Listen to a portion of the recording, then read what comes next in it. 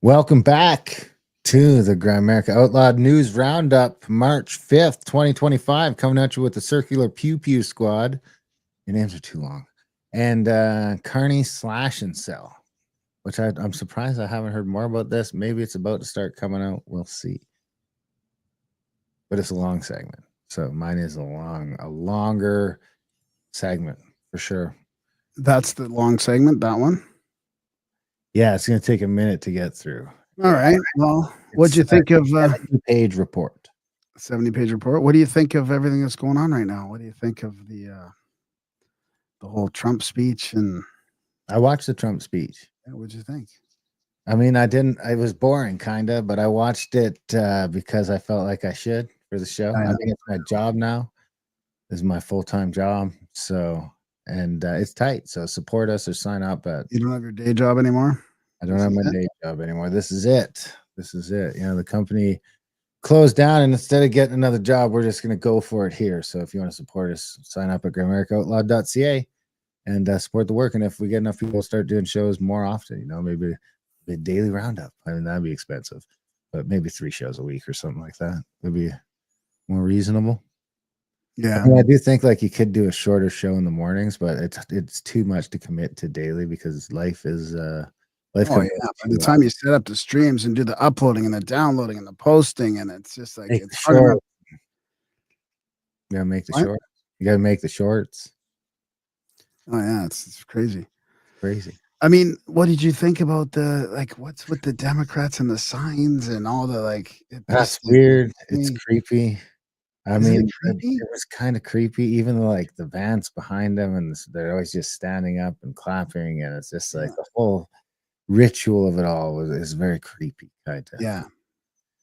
But I gotta say, I mean, at the end of it, I was like, huh, I could see not seeing this guy stepping down. I could see it. I could see how you could think that. I don't have to go far to see a point where he's like, nah, I'm gonna stick around. Well, I'm only halfway through it, and I mean, other than that, there's nothing bad in there. I mean, are you watching the CBC one?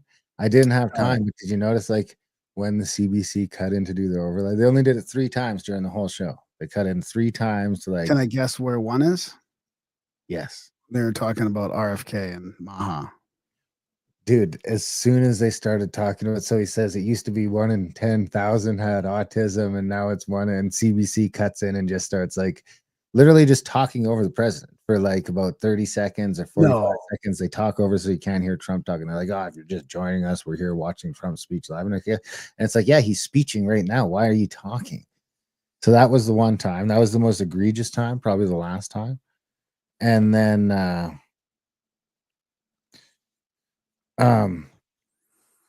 that was probably the worst of it. Then the other time was like the other 2 times when he was sort of highlighting some stuff that were the DOGE stuff, the USAID stuff. No, more like because that stuff is still sort of politically divisive. It was more the stuff that would have been not like there was it was like maybe a thing for someone who's, I think the one was for a kid, a little crippled kid or something like that. And it's like this something that neither side could really something that because it was the Canadian news. So they're trying to be nonpartisan with their cutouts, like so. It's that dude, it seemed fucking politicized or not politicized. Yeah. No, it seemed to be the CBC was politicized. They were cutting in like it was just weird. I mean, if you watch the CBC one, you'll see what I'm talking about. But the most egregious was definitely when he flat out started getting ready to talk about autism and you know, I don't know what he said after that because they cut it out for 40 seconds. It's pretty weird for us to hear them talking openly about this stuff now, whether something's going to happen or not. Like, I'm not, trusting that anything's going to happen, but I mean, just the whole DOGE thing and the autism and the girl who the school turned tranny is what DC Rogers said. That's probably who the CBC cut off. Right. That's probably the one. That's probably the one. Yeah. But I mean, because I'm only like halfway through it, and I'm like, this is what I wish I would like. you know, it's hard not to wish that a government would actually do that, you know, in Canada too, right? Some of the stuff is pretty common sense. Like, I don't want any of that stuff. And for them to be talking about the NGOs and the autism and all and the borders and immigration crime, like this all seems like this was like the 1990s, the way things were going. You know, it seemed like we were going down the path where things were okay back then, and we've sort of lost our way. And we've lost our way, arguably, because of the sort of liberal world order in a lot of ways. So, I mean, I have this post here from somebody that was there at the speech. He was sitting right behind the Democrats in the gallery. He had a perfect bird's eye view of everything.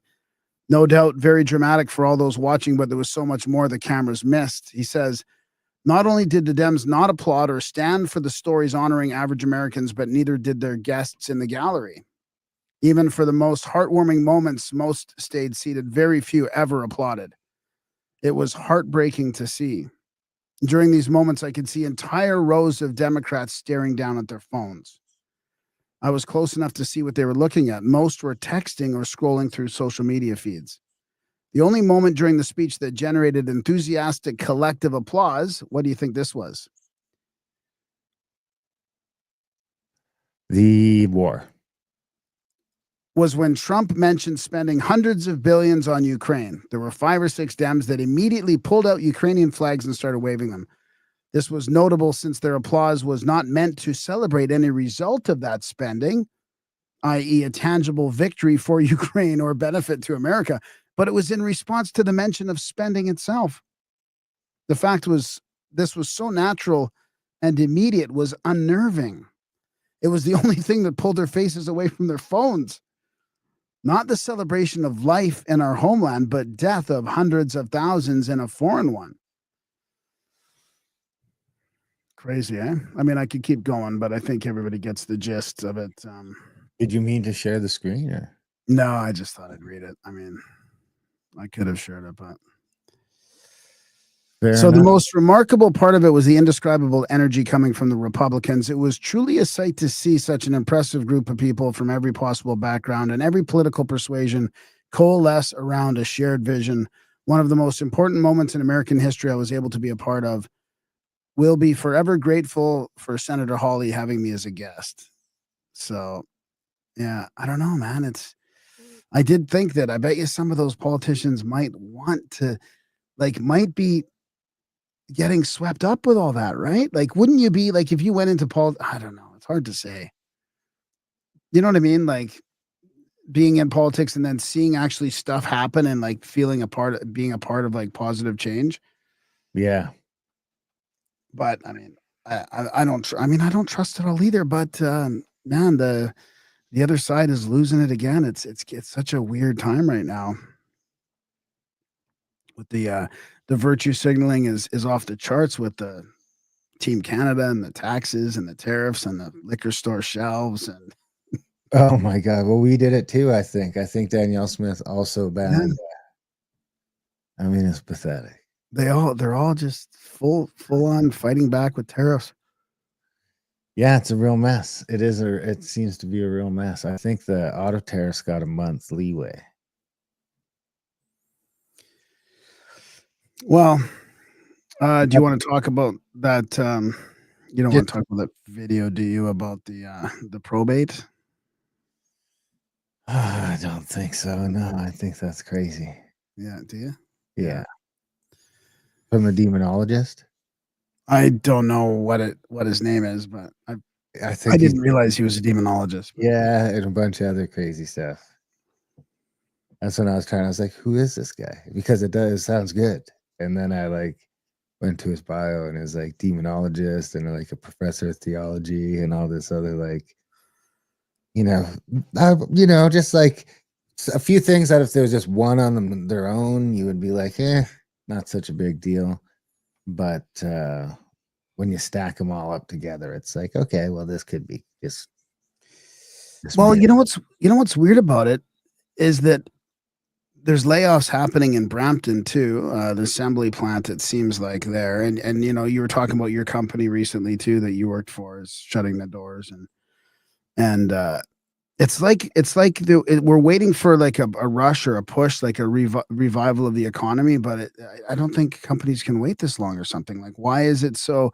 Like, I heard that steel prices were going to go up like 50% or something like that, and I was thinking, well, why? It's if the Americans, and it's the retaliatory tariffs, right, that are causing it. So Yeah. it seems odd. Like, why are they messing things up even worse? Like, why don't you just tell Trump you were wrong about the, not building your economy up and about the drugs and all that? But I mean, they can't even admit the fentanyl problem.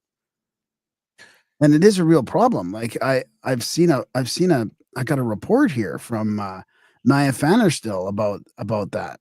Going back a couple years, the International Coalition Against Illicit Economies. I, this isn't just like a made up problem. In Saskatoon, did you hear about that? 23 overdoses in 24 hours. 48 in the past week alone in this one tiny small city. Like Saskatoon has what, 200,000 people? Isn't that much? Mass fentanyl manufacturers and traffickers are poisoning and killing our people. I mean, of course, this is from Pierre Poilievre, but Saskatoon Fire Department has had to deal with 20 more overdoses in the city between 7 a.m. Friday and 7 a.m. on Saturday after responding to 25 overdoses on February 25th and 26th, with 20 more overdoses reported by other organizations. I mean, so, What do you mean, share your screen or still no? Yeah, I can share it. I'll share it. But this isn't like this isn't Vancouver. This isn't Calgary, right? Saskatoon is pretty small, right? And this is the Saskatoon Fire Department. I don't know why they're putting it, they're talking about the fire department, but then, of course, there's a big argument over legalized opioid safe supply solves this. And then people are like, have you heard of British Columbia, dude? It's not. And then drug overdoses have nothing to do with the Saskatoon Fire Department, media dickheads, massive amount of money laundering. And yet your uniparty leaders keep telling Trump there's no drug epidemic in Canada. The country has been hijacked by the communist Chinese and the drug cartels, all aided and abetted by uniparty politicians. Trump's not the threat to our sovereignty. It's the last 20, 30 years of globalist Marxist climate cult uniparty politicians and their radical leftist policies. I mean, that's kind of what I think. Pretty much. Love how this liberal government is our country drug dealer. They'll kill everyone eventually. So those are some of the comments about it. But yeah, that's Pierre's post. Pierre. Yes, those people are living on the streets. If they're not dying from overdoses, they are freezing to death on the streets, and you want to send our money to Ukraine instead of helping Canadians. It's almost as if you're trying to lose the election.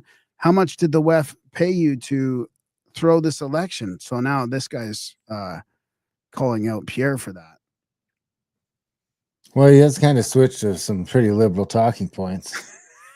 I mean, just shifting with the wind, with the political wind. Yeah, it's not a good look. It's a tough look. If you are really concerned about why Canadians are dying, why aren't you willing to comment on all-cause mortality? Oh, that's a good one. I mean, I do like that one. That's one of my favorites. We went through all that years ago. Deep corruption and partisan ideologies in every institution in Canada, cabinet, RCMP, Senate, judiciary, etc. MPs flaunt enriching themselves and friends while you all insulate yourselves from the population who employs you and cry about security. This is why we are where we are. Yeah. So, yeah, he's not, I don't know, man. He is, you're right. He's shifting to the talking points that seem to be congealing Team Canada together right now. Absolutely. All right. What do you want to get to next? Do you want to do the big one right away? Why don't you do yours? Okay, I'll do mine first then. So what do you think I'm talking about here with the circular pew pew squad? Oh, I don't know. It's got to have something to do with guns. No? No, it's not. It's I just put pew pew instead of firing, right? I didn't want to put that in the title. Oh, so is that like a DOGE thing? Not really, but it probably overlaps with that. Yeah, I mean, it probably can be said with that. Did you hear about the measles thing going on with RFK I and the did hear. I don't know the details, but didn't he just basically say it's too bad some people have measles? Well, I mean, what I noticed was everybody just railing against RFK. Not everybody, but there's a bunch of people in the freedom health movement, right, that have big X accounts, and there are a lot of the anti-vaxxers, the people that we follow through COVID and stuff. So, like, I really respect a lot of these researchers. They're about holistic natural health a lot of times. This will probably get us in trouble on YouTube, but I Yeah. mean, Henry Ely is one of them, and he's like, I was like, why is he so upset at RFK, right?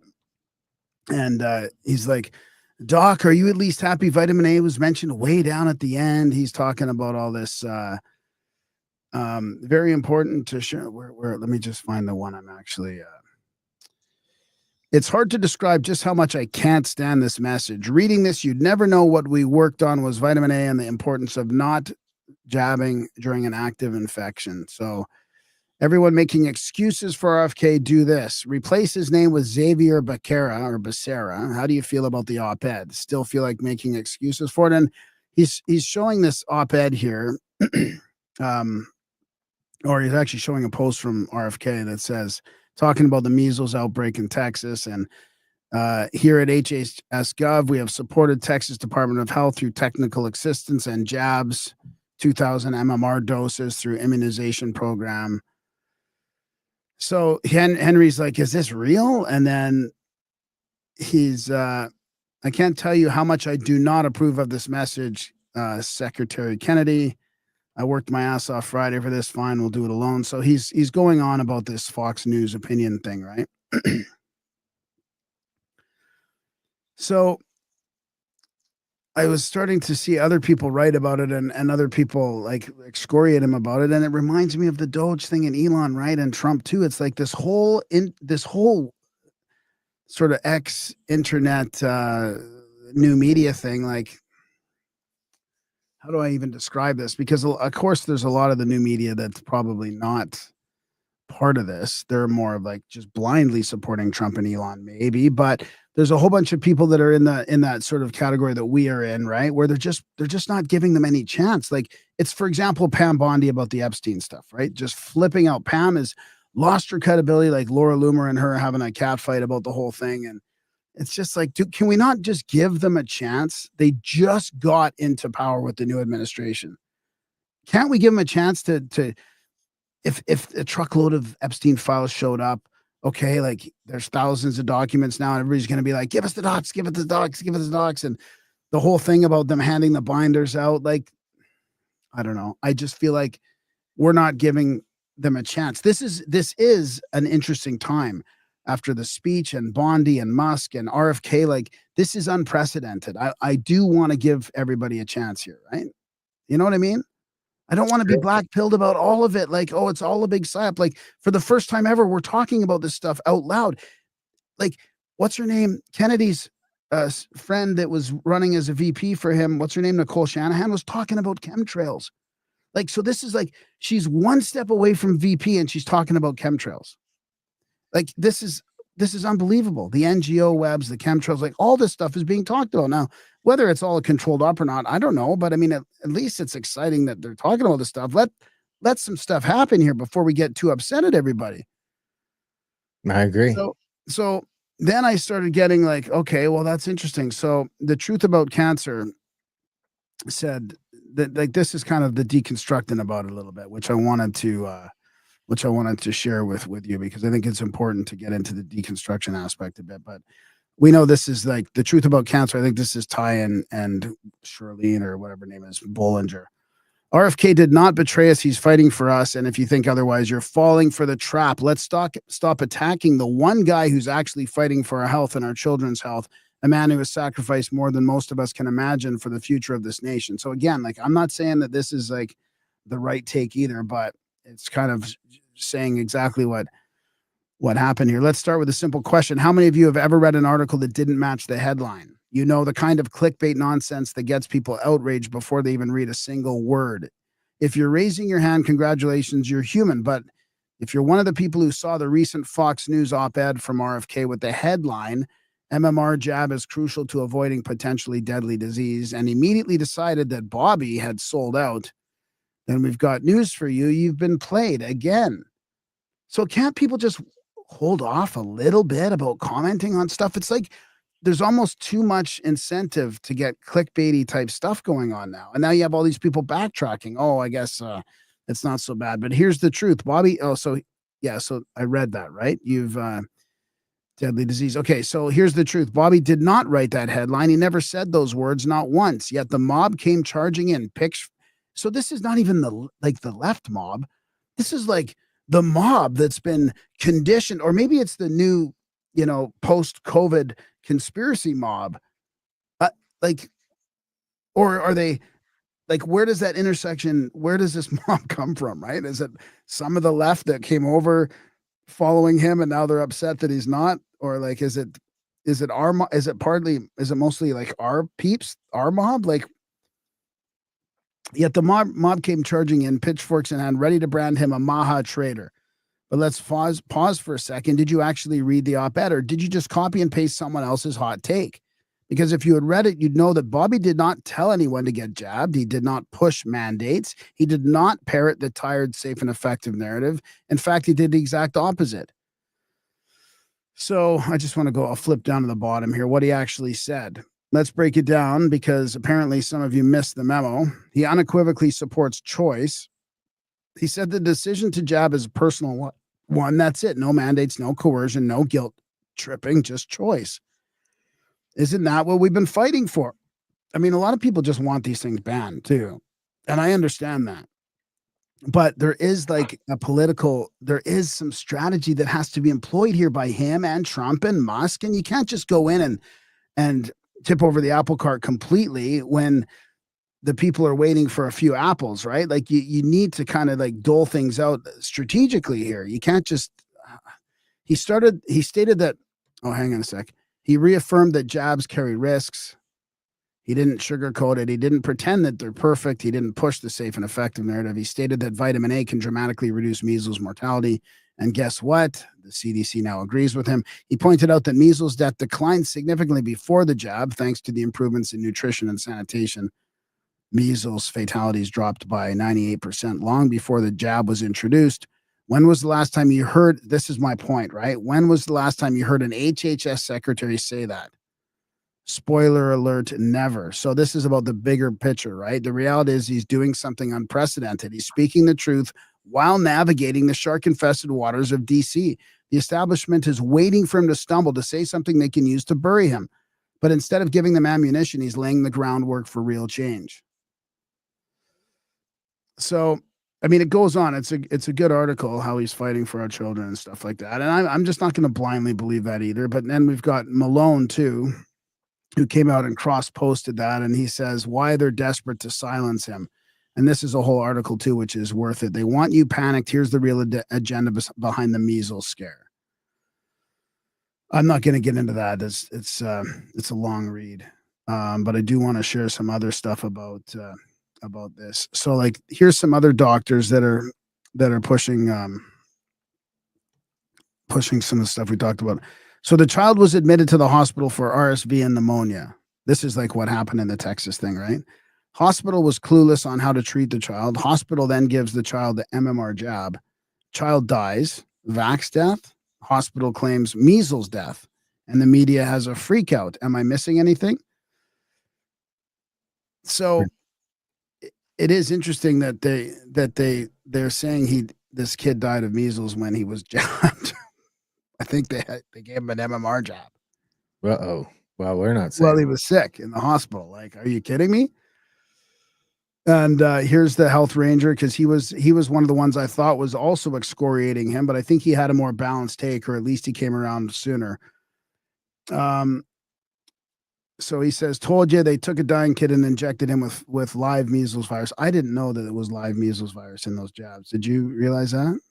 Yeah, I think it's just it's chopped down a bit. Yeah. It is a live virus. Yeah. Yeah. So then they could claim he died with measles. Cue class media hysteria. The truth comes out about the child who died of measles in Texas. Hysteria is easily viewed in the media is fueled in the media without facts. Should probably save this for Sunday. Okay, yeah. Well, it's too late. Sorry, but I probably should have saved it for Sunday. Anyways, there is look at this one. Mary Talley Bowden, 600,000 hospital-acquired infections this year with 98,000 deaths, 164 measles cases, 1 death this year. Like hospital-acquired infection, is that just like any general infection you get from the hospital? I guess, yeah. Holy moly, man, that's like a couple thousand a day. Yeah. I trust her. She was the one fighting against the means, Kelly Means and all that, right? She got excoriated by this. So what else was there on this? I think that's it. The main thing was that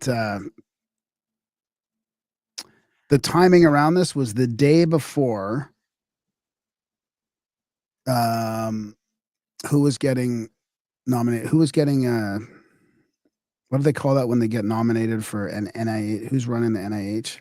Oh, Jay Bhattacharya was apparently, this all happened right before Bhattacharya was on the stand trying to get what do they call it when they get admitted to the thing?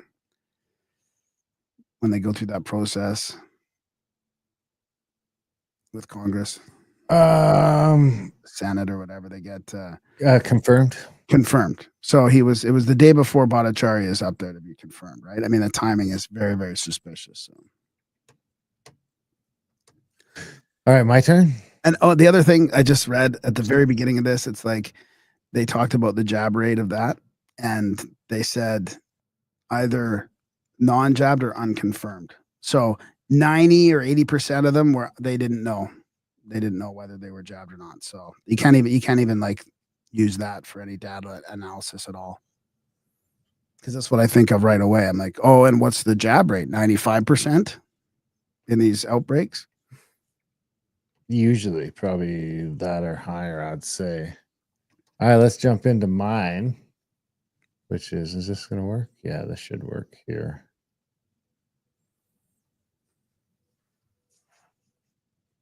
So I don't know if you've seen this going around, but this is a couple years old. So the date on this, that's because that's when I printed it, a PDF. So the actual article is from 2022.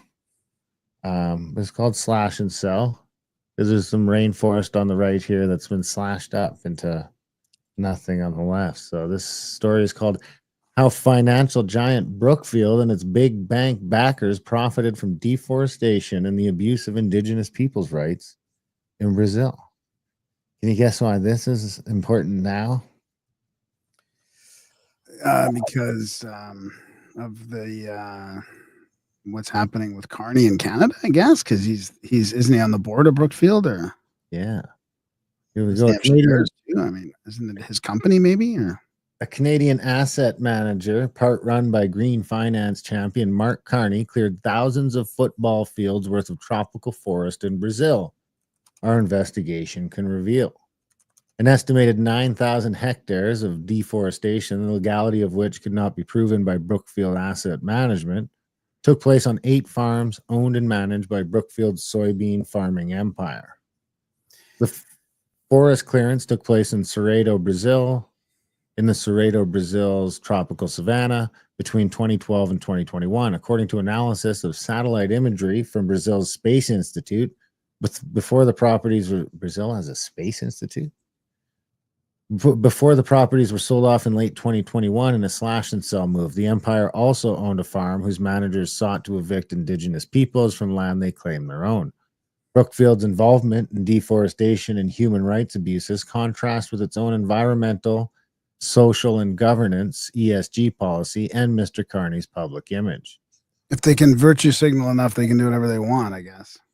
We operate with the highest ethical standards, conducting our business with integrity, Brookfield wrote in its latest report. But Brookfield's owner, operator, investor model means it could have profited 3 times from forest destruction in Brazil, from the sale of commodities, from the sale of financial instruments derived from these commodities, and from fluctuations in the price of its resale assets, such as farms.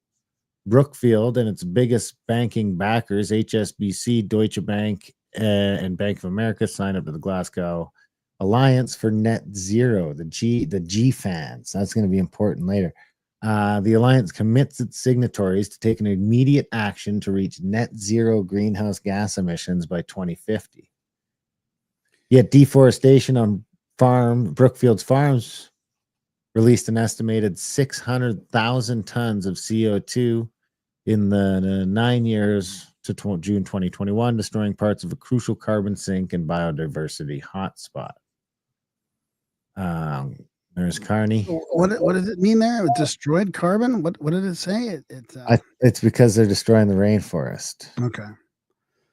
Yeah, he served as the chair and head of transition investing at Brookfield Asset Management. He joined the company's board in 2020 and became chair in 2022. Good timing, eh? Early one stepped down in mid-January 2025 when he launched his bid for the Liberal leadership. As head of transition investing, Carney focused on climate-related initiatives. And he was well compensated by Brookfield, holding some 41,000 deferred share units as of April 2024. Early one October morning, trustees of a San Diego pension fund gathered at their headquarters on the outskirts of town to hear a pitch for investment with an unusually high rate of return, 20 to 25%. It was 2010, and the director of Brookfield Agricultural Group in Brookfield, Brazil, were cycling through a PowerPoint presentation outlining how Brazilian cash crops could help grow the pension savings of San Diego's county teachers and civil servants. It took them just over an hour to convince the San Diego County Employees Retirement Association to invest $75 million in the Brookfield Brazil Agriland Fund, more than a fifth of the fund's final value. Brookfield would acquire nearly 100,000 hectares of farmland through this fund over the next 3 years, including at least 5 of the 8 farms where we have identified forests subsequently being destroyed to make way for crops, the legality of which state authorities in Brookfield could not verify. So, basically they're cutting down the rainforest to make farm fields. Brookfield first entered Brazil in 1899. It's crazy they've been in there that long, right? 126 years. Yeah. As the owner of a small private utility company and built Sao Paulo's first electric trams and first streetlights, it now holds immense energy, infrastructure, and agriculture holdings in Brazil, from natural gas pipelines to hydroelectric and nuclear power plants, shopping malls, railways, and a vast network of farms. By the end of 2020, it had nearly doubled its agricultural land holdings, 267,000 hectares dedicated to soybean, sugar, rubber, corn, and cattle across 22 farms in 7 states. Compared to just 150,000 hectares of agricultural land a decade earlier. Its timber plantations spanned a further 275,000 hectares, and it sold more than 3 million cubic meters of logs, 16,200 tons of charcoal, according to its latest annual report. Brookfield's Brazilian assets were worth $22 billion in 2021, including $8 billion in forestry and agriculture assets out of $391 billion in global consolidated assets. So you can see here where the farms are smaller and they made them bigger. In total, around 9,000 hectares of deforestation took place on these properties between 2012 and 2021, according to our analysis of data from Brazil's National Institute for Space Research and its land management system. The size of this clear-felled land is equivalent to 11,000 football pitches. So what's a football pitch? A soccer field? I'll find out. How many acres do you think that is?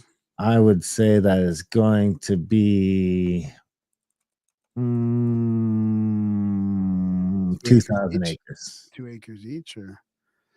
Yeah, it's about 1.32 acres each. That's American football. Is that what you think? It's football or soccer? No, it's soccer. After the deforestation, the farms were sold off to firms, including another investment fund in 2021, an apparent slash and sell strategy. Yeah, 1.86, so 2 acres, let's say. So 20,000 acres, let's say, round it up. So basically a slash and sell would be like going in there, buying a farm for this much and slashing a bunch of land you're not supposed to cut down to make the farmland bigger and worth more. And they get approval from that through the government, I guess. So it's government land that they're expanding into, or? Let's see. This, yeah, it would be government land, I assume, protected rainforest land. Despite filing freedom of information requests to relevant state authorities, we were unable to obtain permits that are needed to authorize deforestation under Brazilian law for at least 7 of the 8 Brookfield farms identified.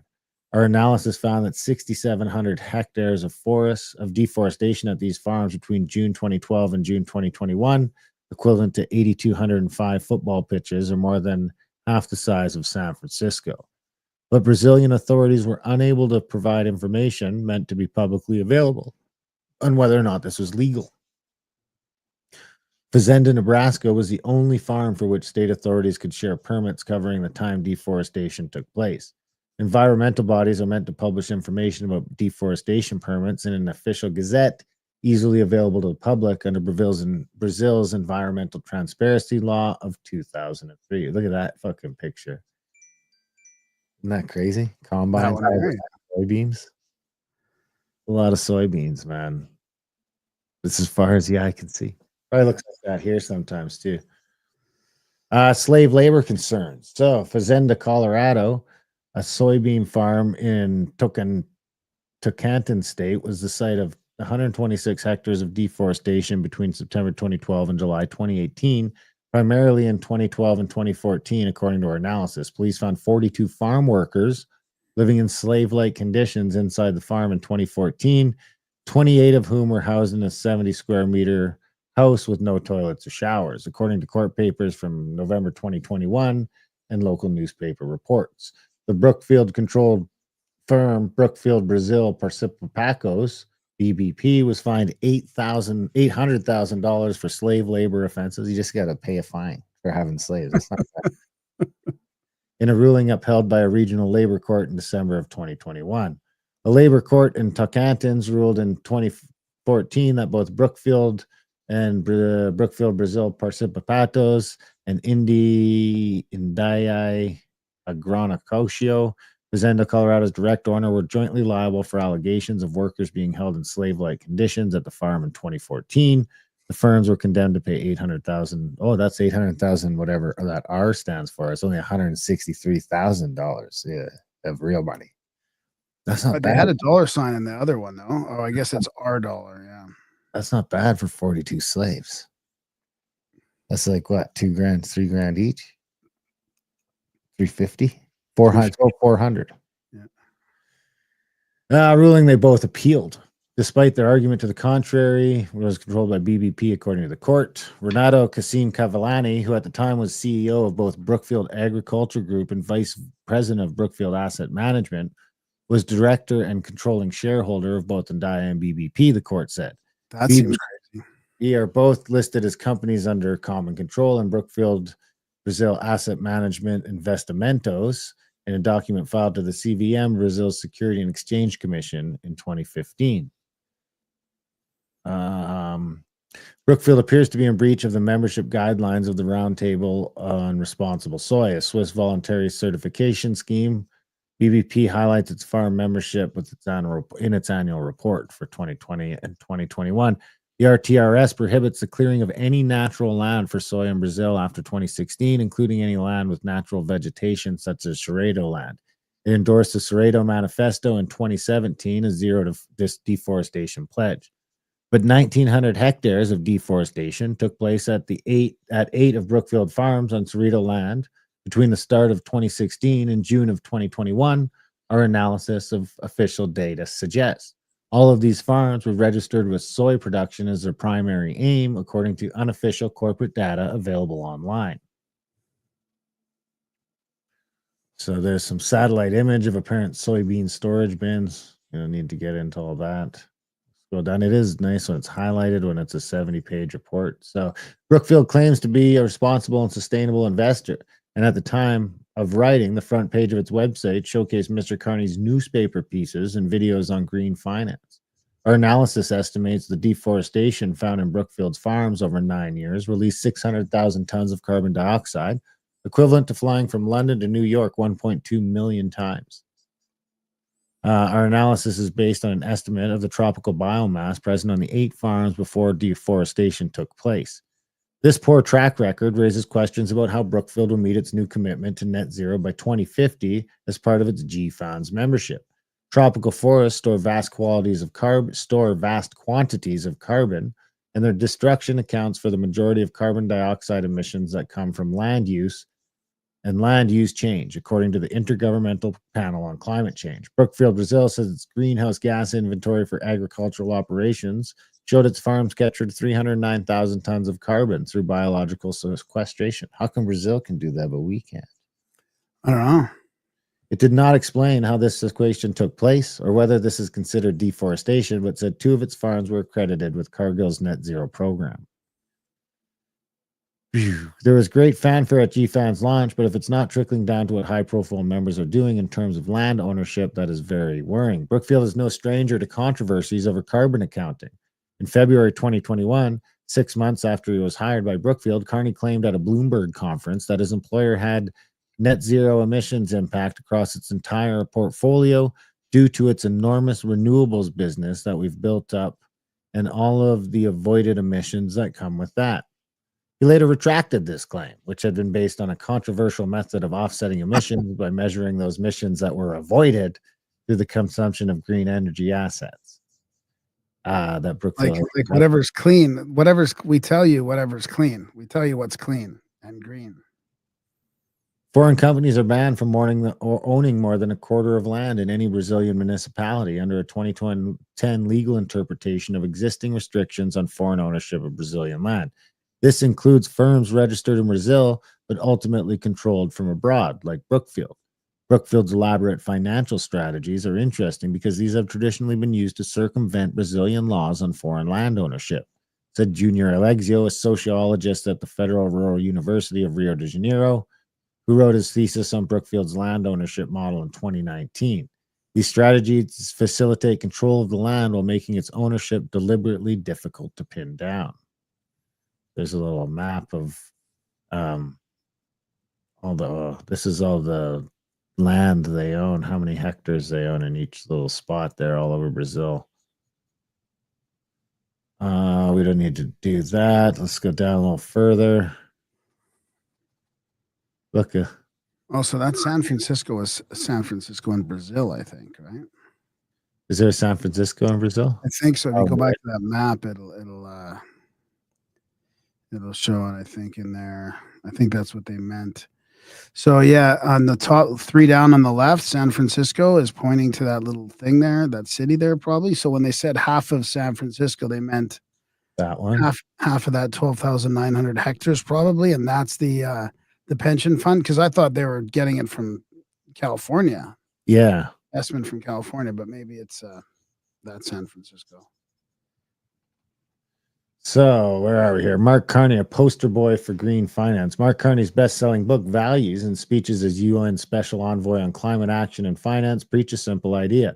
Climate change can be stopped if large banks, pension funds, and asset managers voluntarily change their investment habits to reduce carbon emissions.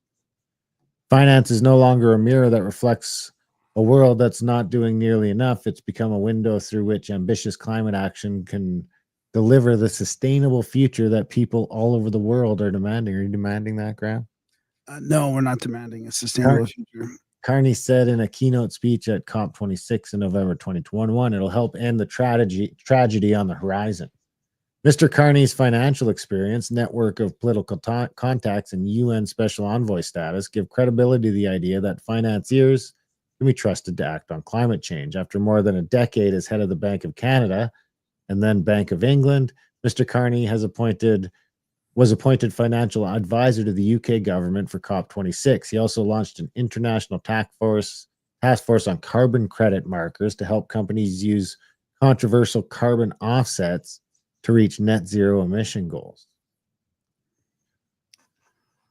Carbon offsets. I can't believe they're getting away with all this after Al Gore's disastrous, implementation or suggestion of the carbon credits and all that bullshit and all the failed predictions. And then now they're allowed to weasel all this stuff in there and call whatever they want clean and whatever that they don't want dirty. Mr. Carney's decision to accept a position at Brookfield while acting as UN Special Envoy on Climate Action and Finance, as well as Special Advisor to the UK government, raises important questions about his role in promoting weak voluntary schemes that do not effectively present the financing of deforestation or other environmentally damaging businesses and activities. And I'm not even saying that I agree with everything this article says. It's just more evidence of Carney lying and just like, this the crazy globalist shit going on in the background. Yeah, there seems to be a hypocrisy there and a a conflict of interest. Mr. Carney was appointed vice chair and head of sustainable investing at Brookfield in August 2020, a year before any of the 9 farms highlighted in this report were sold off. His base salary at Brookfield is thought to be well above £879,000. He earned as governor of the Bank of England, and the asset manager openly says it gives senior leadership teams significant stakes in the firm. He became chair of the firm in December 2022. When offered comment on these responses, Brookfield replied, stating the allegations refer to periods of time long before Mr. Carney joined Brookfield and to businesses in which Mr. Carney had no involvement. Moreover, Mr. Carney has demonstrated considerable leadership in Brookfield's transition investing strategy since its launch in 2021, including spearheading the fundraising and deployment of the world's largest climate impact fund. GFANZ is central to Mr. Carney's climate and finance vision. Launched in April 2021, GFANZ aims to broaden, deepen, and raise ambition to meet the Paris Agreement by creating a united financial sector-wide net zero alliance. It currently represents 450 plus member firms with more than $130 trillion in assets under management and advice. Unelected. GFANZ signatories originally signed up to mandatory criteria set by the Race to Zero, the UN standard setter for non-state net zero commitments, including a commitment to halve their emissions by 2030 and reach net zero by 2050.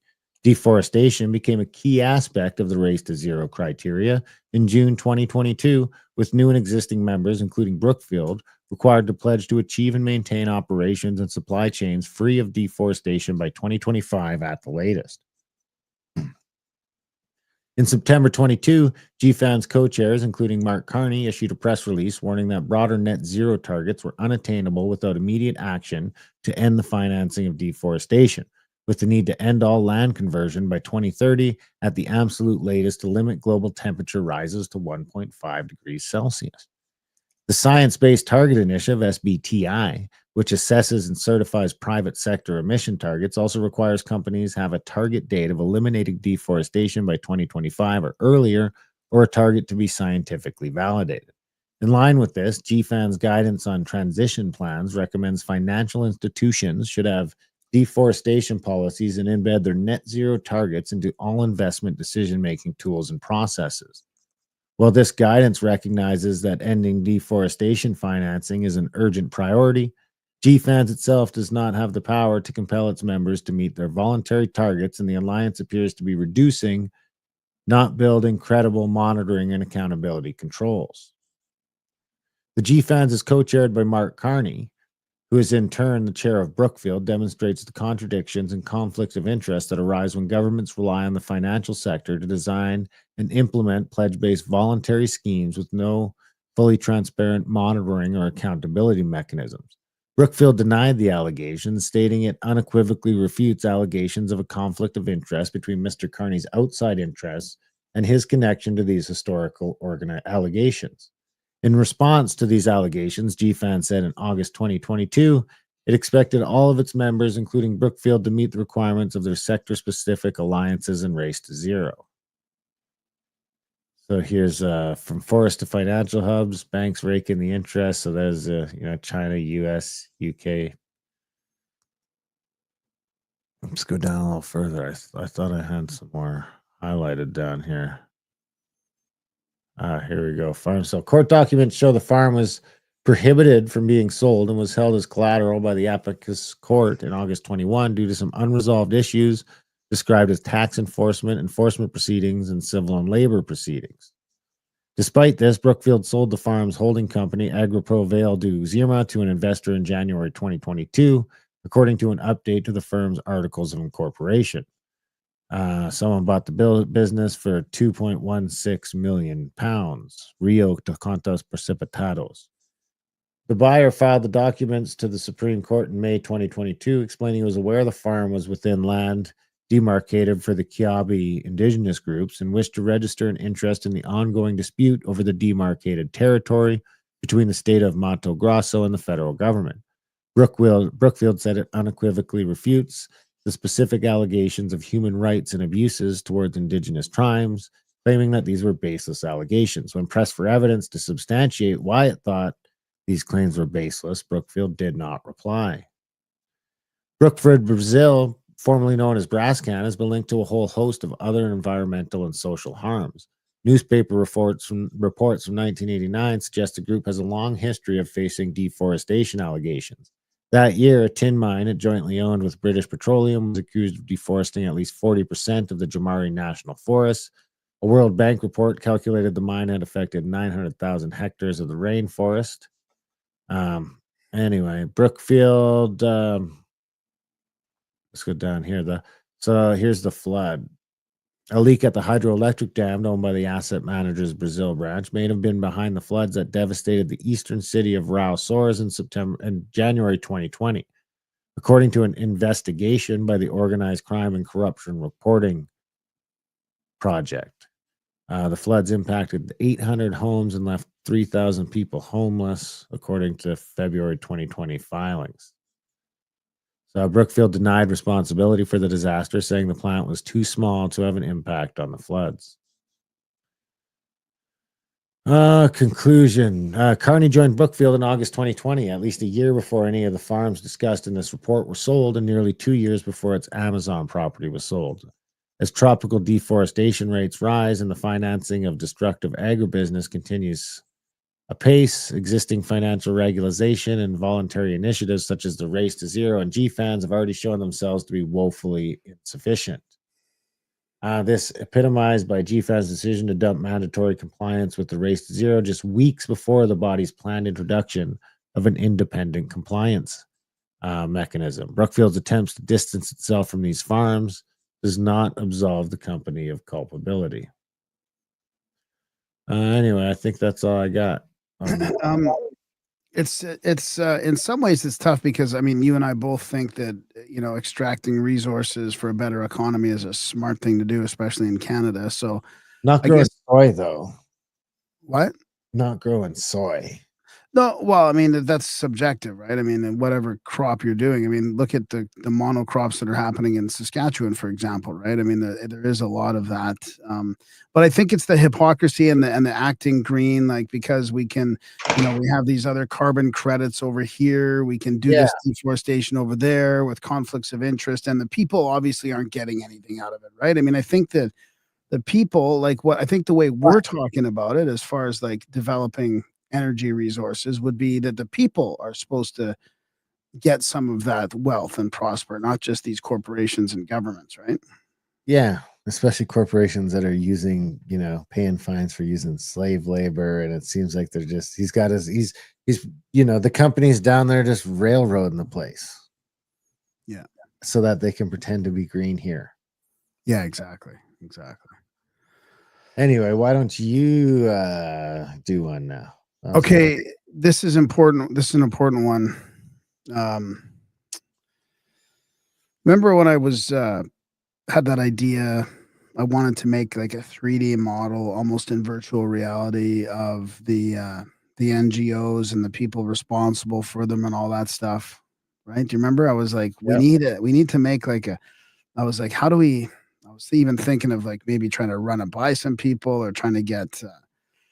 But anyways, it looks like that's kind of been done. So have you heard about the small R data Republican, the data Republican girl?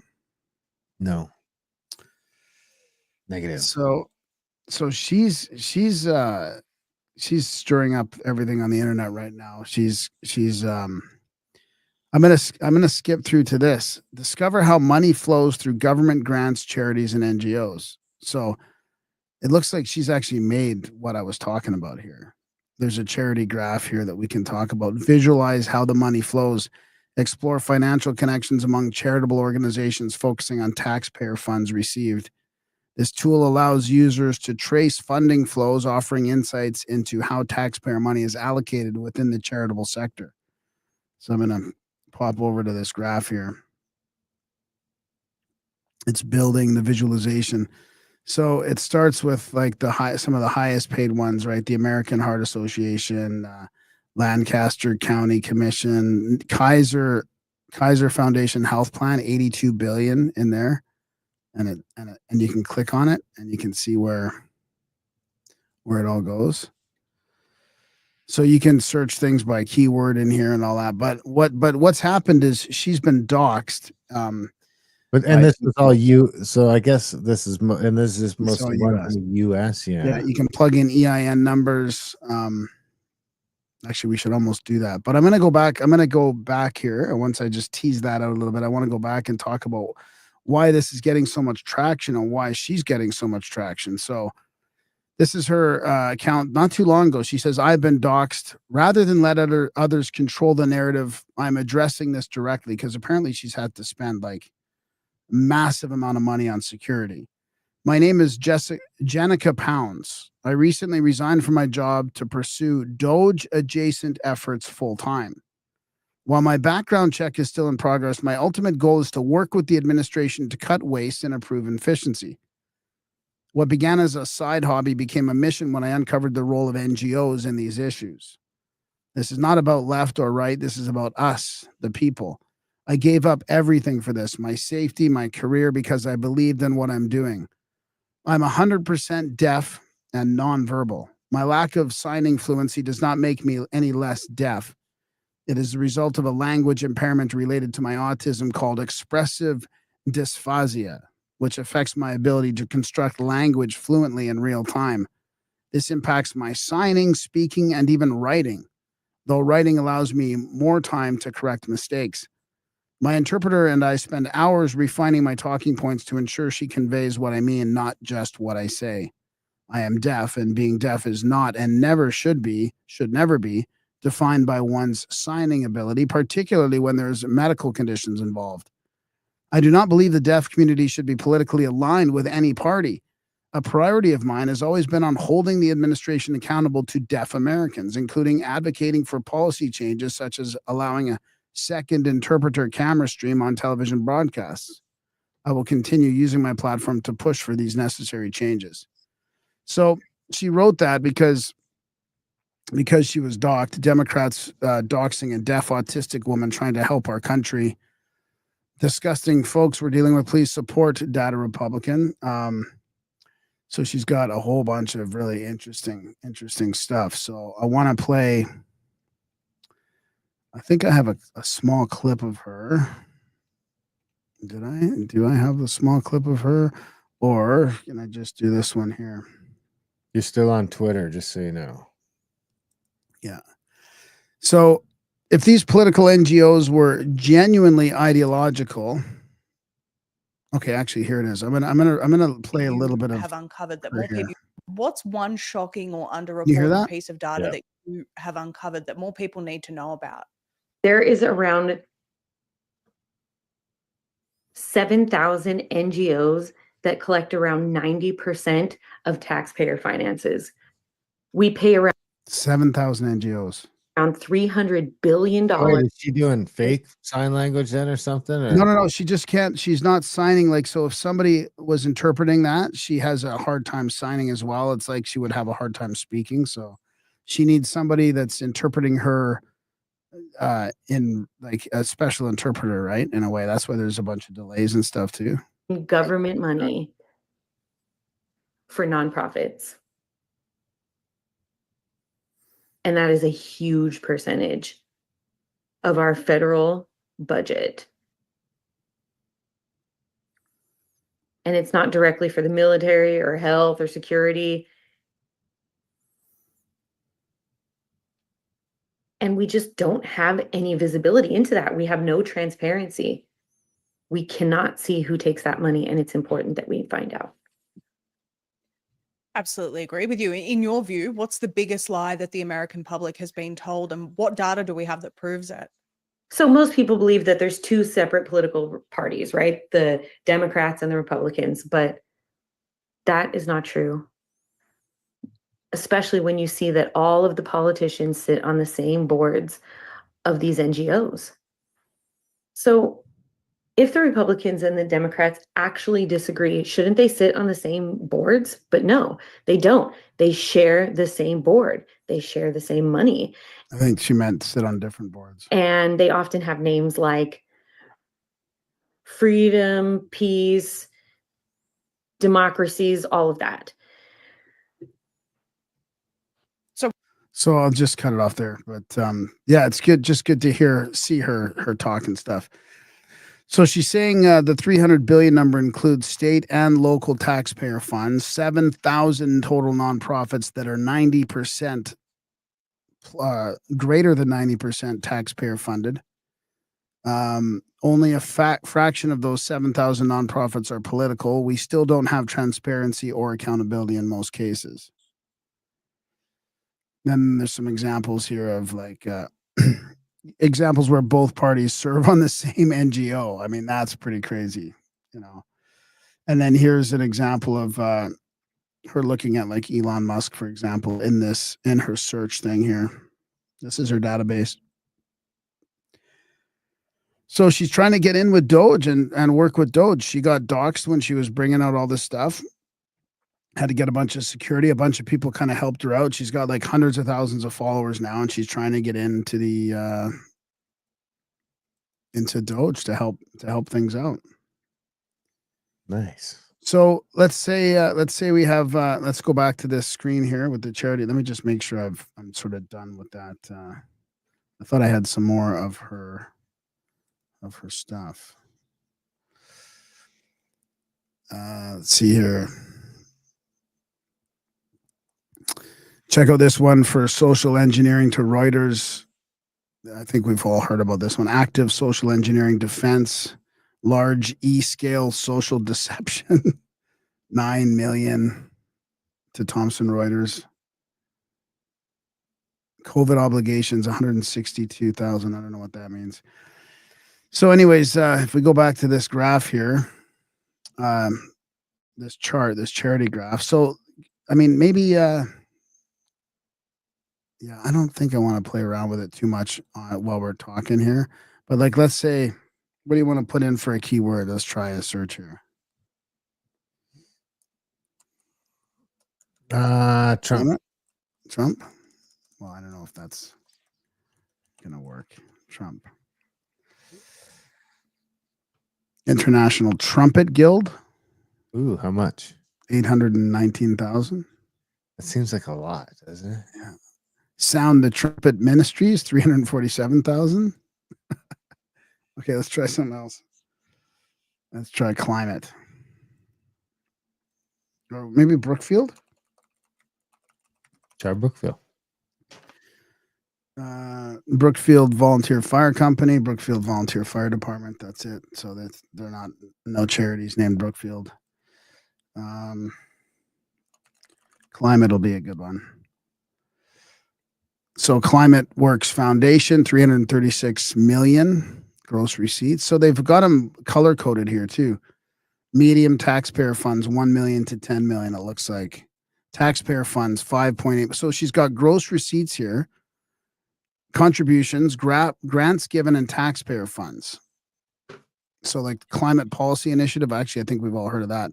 21 million only. Taxpayer funds, 5,100,000 and something. Damn. C40 City, that's that C40's climate leadership group. So taxpayers, 8,500,000 in that. So that's pretty cool. We need a Canada one. Yeah, we do. I would say. All right, my turn. Sure. So anyways, I suggest people check it out. It's datarepublican.com and play around with it. Play around with the graphs, learn how to use it. Charity funding, nonprofit financials, people and relations is in beta right now. Officers and salaries, political campaign and grant funding, all that stuff. So check it out. Check it out. All right, I got some Canada stuff here. Could be fun. Go over to our nicest little Epoch Time segment. Epic Epoch. Canadians leaving the country in growing numbers with nearly half of departures from Ontario.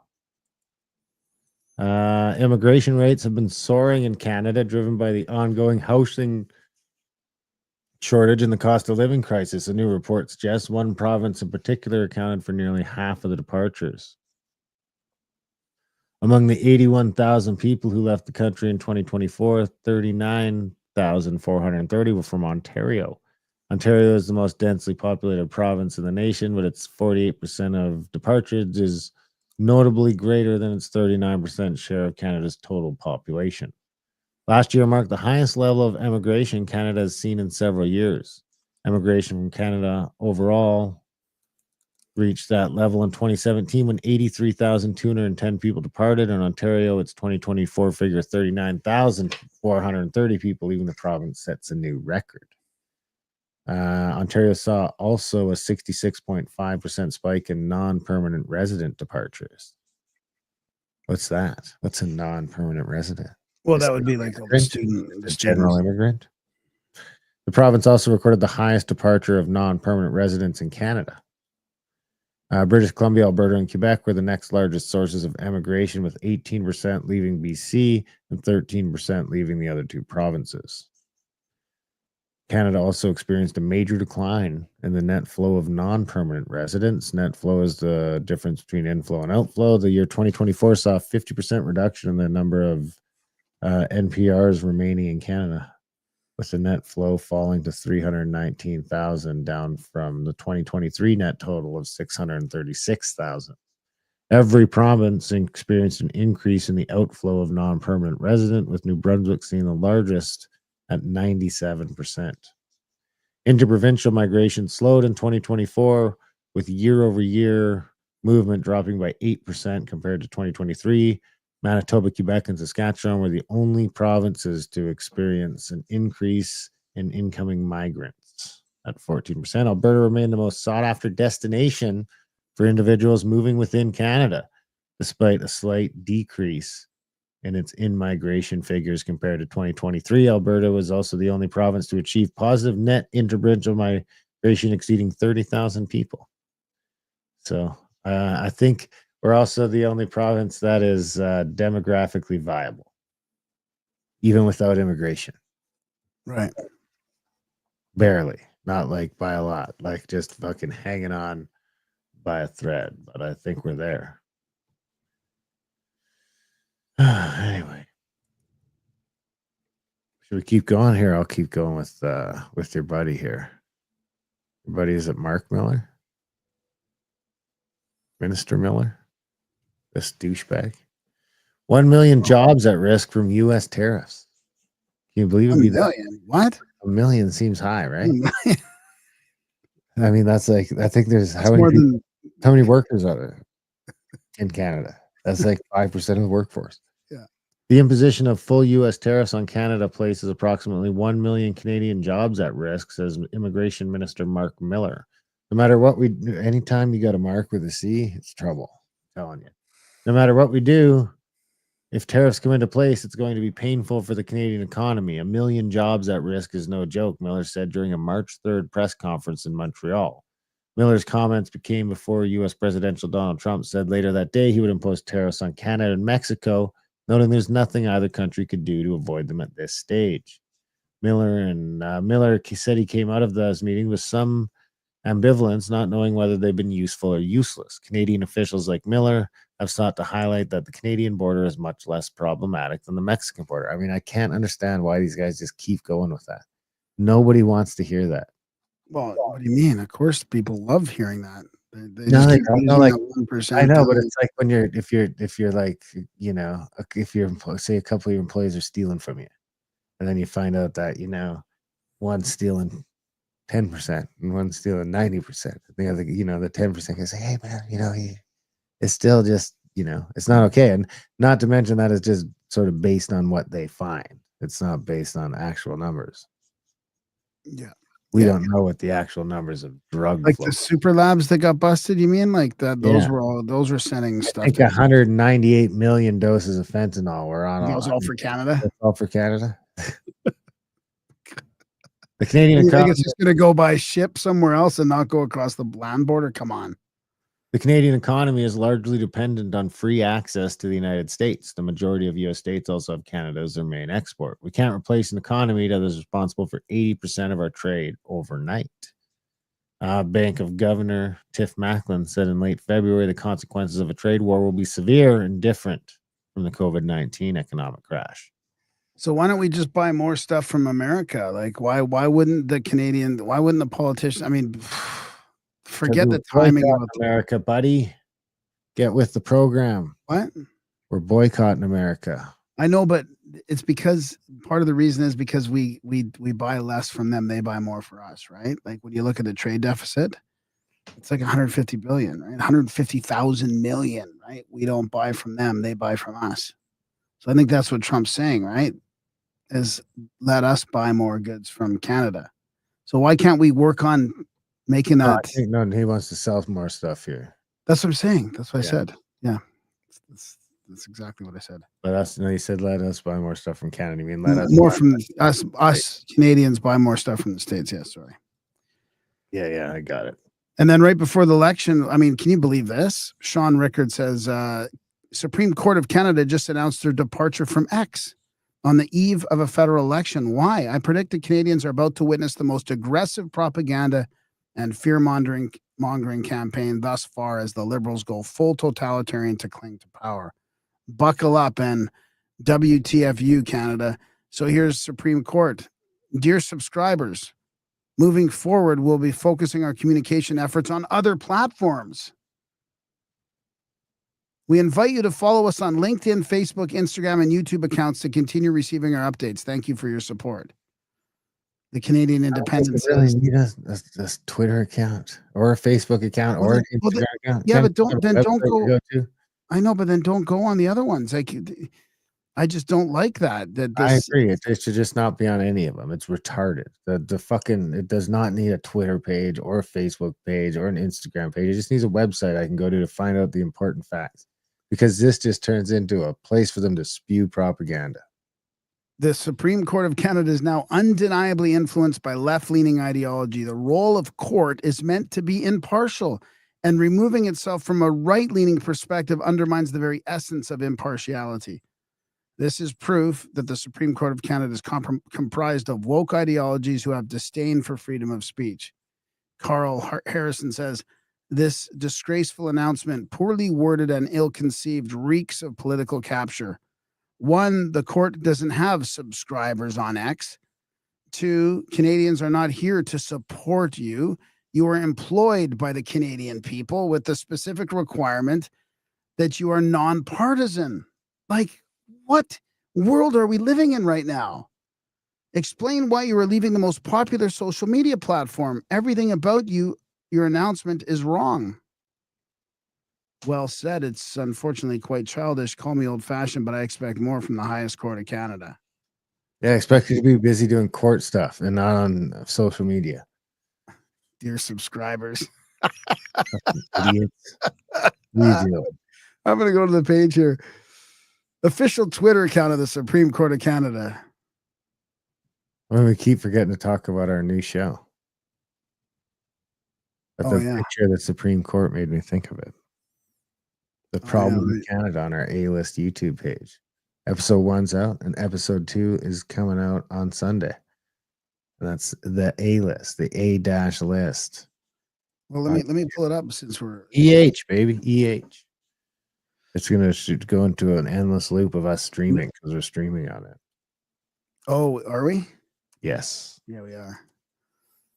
Can I just show? Well, why don't I just show this? Do it. Let's see what happens. Go there anyway. Just go there. Oh yeah. So there's not sharing it, motherfucker. What? Oh yeah, I'm not sharing it. Yeah. There we go. There it is. Well, why does that show? That shouldn't show. What shouldn't show? It says upcoming. It says upcoming. It's okay. So there's upcoming up to where's F1? It's just down right there, that crown.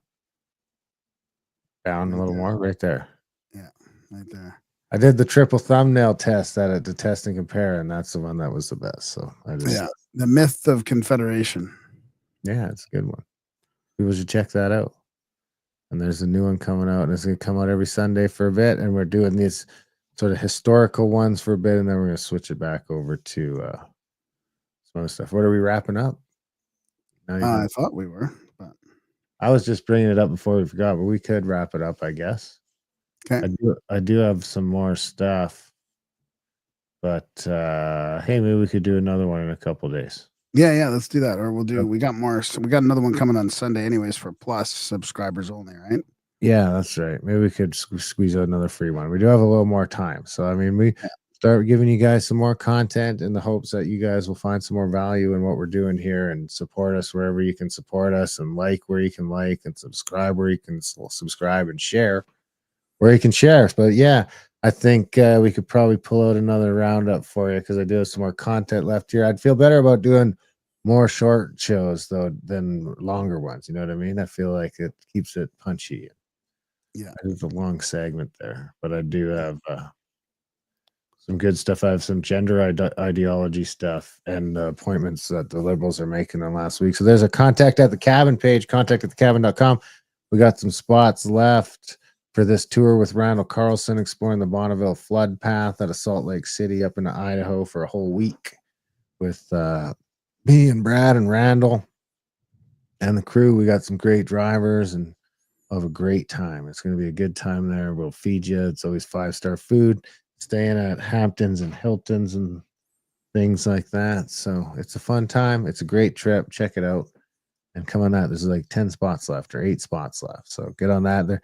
Get on the Atlantis waiting list too, and you can come look for Atlantis in the Azores with us this fall. So that's going to be a good time. Of course, adultbrain.ca. We just added a bunch there this week. I added to the website The Power of Positive Thinking by Norman Vincent Peale, Transcendental Magic by Eliphas Levi, The Crown, A Study of the Popular Mind, and The Game of Life and How to Play It, which were good ones. So check those out, of course, on the website or any place else you get audiobooks. On the YouTube channel. The Crowd came out today on the YouTube channel. We get criminally low views on that YouTube channel. So that's another one you can go share with people and push them around, let them know what's going on. So all that good stuff. Check it all out. Grimerica.ca for other podcasts. And we'll see you guys a little later in that week. A little later this week. Other than that, we love you. Thanks for listening. And we will see you next week. Maybe sooner. maybe this week. Maybe this week. Maybe Friday.